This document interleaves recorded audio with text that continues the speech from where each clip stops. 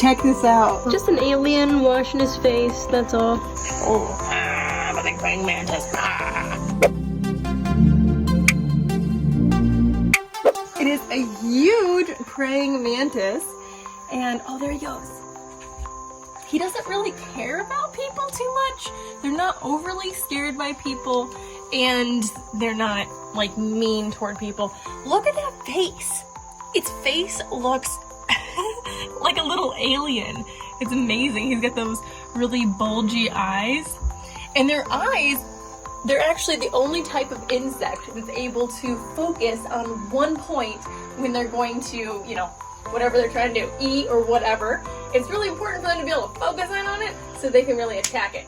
Now they're called praying mantis because they look like they're praying, but you could almost spell that the other way with an E because they do prey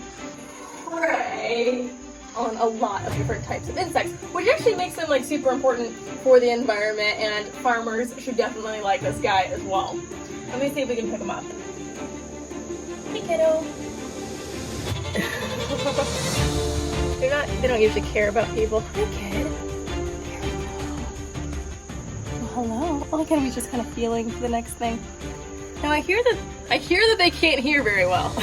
That's funny. They're not able to hear real great, a little bit. They can sense vibrations and stuff like that. They have several eyes, and the female actually has a nest that she lays the eggs in a nest, and then the eggs, they end up hatching into like little teeny tiny adults called nymphs. Oh, it's looking at me. It's so weird. Its head can actually turn at 180 degrees. It's looking at me. Hi. Yep, eye contact to the camera. That is so crazy. Look at that triangle head. I think that's what makes him look like such an alien. You were making me laugh, kiddo. Wow. His antennae is pretty cool too. So you can definitely see his stabbers on his front arms there that he can stab his stuff with. He's not gonna hurt me though. So they're actually a really important part of the environment, so definitely something you don't wanna keep these guys as a pet from the wild. Hi, where are you gonna go? There's actually 1,800 different species of praying mantis, which is pretty wild. And they're mostly found more in the warmer areas. We're in Ohio here, so it's not the most common place to see praying mantises, but definitely such an amazing thing when you find one. I mean, this is a pretty big one. Hi.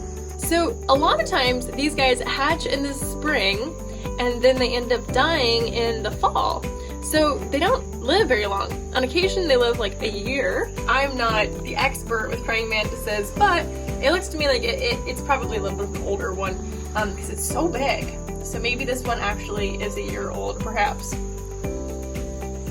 They can eat moths, they can eat insects of all different kinds, butterflies. See, what am I? Just an alien washing his face, that's all.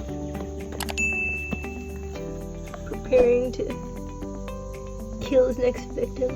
Let's see if he wants to go back on here where I found him. You want to go up on here?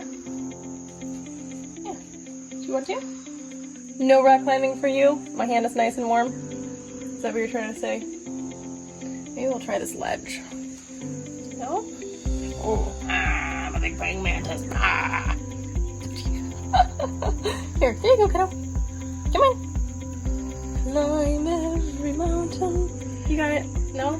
You just want to hang out with your new mom? So when the babies are growing, they start off pretty small, and then they actually go through a series of different molting processes. And they actually can molt like 5 or 10 times before becoming their adult stage. So really they're only like an adult for like up to 6 months of their life, which is kind of interesting. There you go, buddy. We are in Salesville right now, and that's where we found this cute little guy. Did you find the tape? Did you find the tape? Oh, there he goes.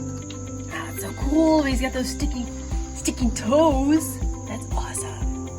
It's like a little drummer or something. Maybe he's like a little keyboard player. Hilarious. Super glad I found you, buddy. So cool.